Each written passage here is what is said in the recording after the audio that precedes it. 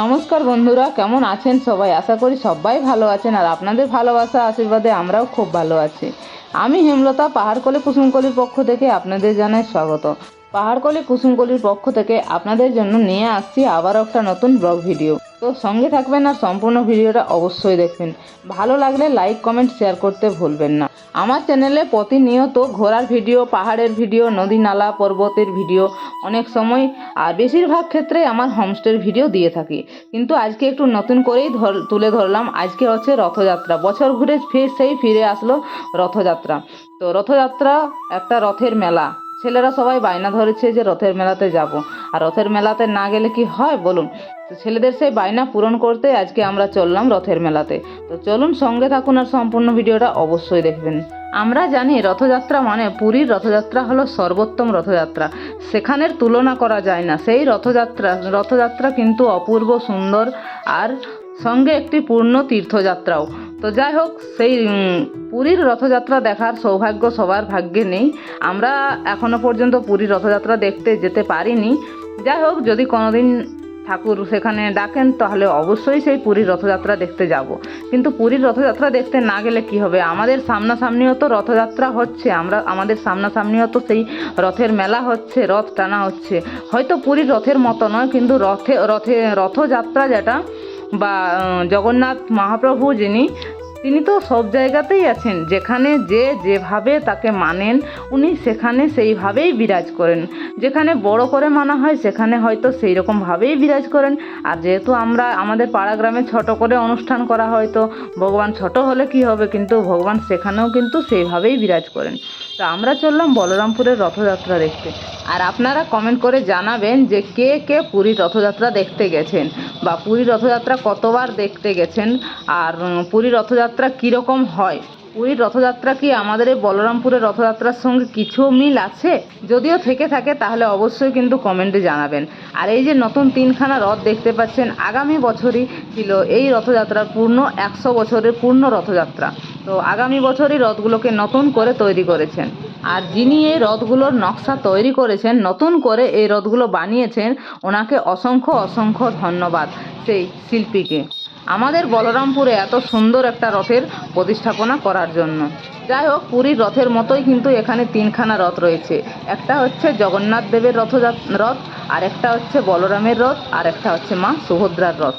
3খানা রথ রয়েছে। প্রথমের রথ রয়েছে, এই যে প্রথমের রথটা রয়েছে, এটা হচ্ছে বড় ভাই বলরামের রথ। আর মাঝখানে যেটা রয়েছে সেটা হচ্ছে মা সুভদ্রার রথ। আর পেছনে যেটা রয়েছে সেটা হচ্ছে আমাদের মহাপ্রভু জগন্নাথ দেবের রথ। তো এই রথগুলো বা এই রথের নকশাগুলো আপনাদের কেমন লাগলো অবশ্যই কিন্তু কমেন্ট করে জানাবেন। এই রথগুলো হচ্ছে সম্পূর্ণ কাঠের তৈরি। আর এখনও পর্যন্ত মহাপ্রভুকে এই রথে চাপানো হয়নি। মহাপ্রভু এখনও বিরাজ করছেন একটা ঘরের মধ্যে, যেখানে সারা বছর তিনি থাকেন। তো চলুন ভিতরে গিয়ে মহাপ্রভুর দর্শন করে আসি। আমরাও দর্শন করি আর আপনারাও আমার এই ভিডিওর মাধ্যমে মহাপ্রভুর দর্শন করে নিন। দেখছেন কত ভক্তের ভিড় রয়েছে।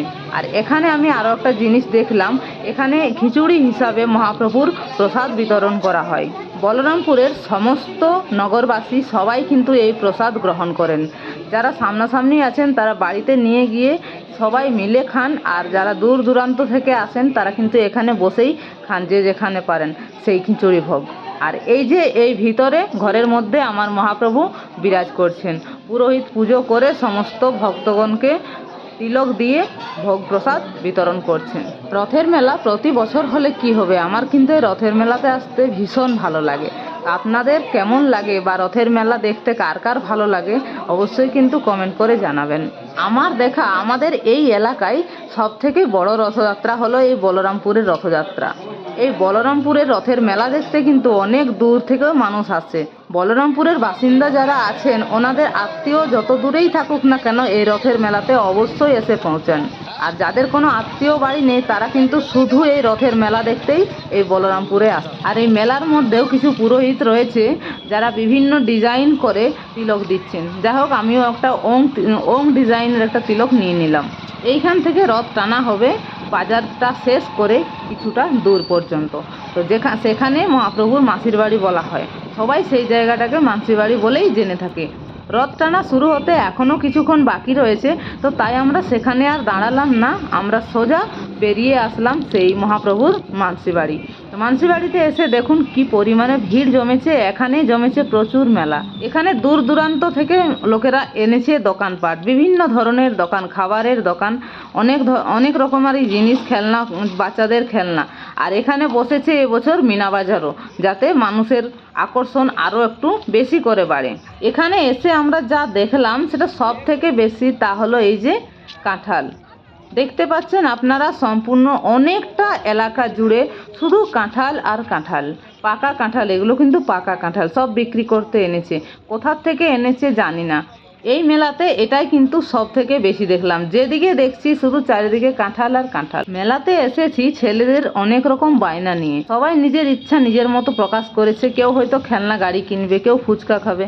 ছেলেরা মেলার ভিতরে এসে পৌঁছতেই ছেলে বলছে, কেউ বলছে ফুচকা খাবো, কেউ বলছে আইসক্রিম খাবো। তো যা হোক, মেলাতে যখন এসেছি তখন কিছু না কিছু তো খেতেই হবে, ছেলেদেরকে ছেলেদের মতো খাওয়াতেই হবে। দেখুন বিভিন্ন ধরনের কত কিছু জিনিসই না বিক্রি করতে এসেছি। তো সেই ছেলের বায়না পূরণ করতে চললাম আমরা এবার ফুচকার দোকানে। ছেলেদেরকে নিয়ে দু একটা ফুচকা খাওয়া যাক। ছেলেদের সঙ্গে আমিও দু একটা ফুচকা খেয়ে নিলাম। আমার মতো মেলাতে গিয়ে ফুচকা খেতে কার কার ভালো লাগে অবশ্যই কিন্তু কমেন্টে জানাবেন। সর্বপ্রথম মেলাতে এসেই ফুচকা খাওয়া হয়ে গেল। চলুন এবার মেলাটা ঘুরে দেখা যাক। যাই হোক, মেলাতে এসে অনেকই আনন্দ করলাম। ছেলেদের আবদারে এসে ছেলেদের তো আনন্দ হলোই, সঙ্গে আমারও ঘোরা হলো। না হলে আমাদের কোথায়, পাড়া গ্রামের মেয়ে বউরা বাড়ির থেকে বেরোতেই পারে না বা বেরোতেই চায় না। যাই হোক, আমি ছেলের আবদার পূরণ করার জন্য হলেও এই রথের মেলা ঘুরে গেলাম। আমার তো খুবই ভালো লাগলো। সকলের মতো এই দোকানপাট থেকে আমিও কিছু জিনিস কিনে নিলাম, ছেলেদেরকেও কিছু কিনে দিলাম।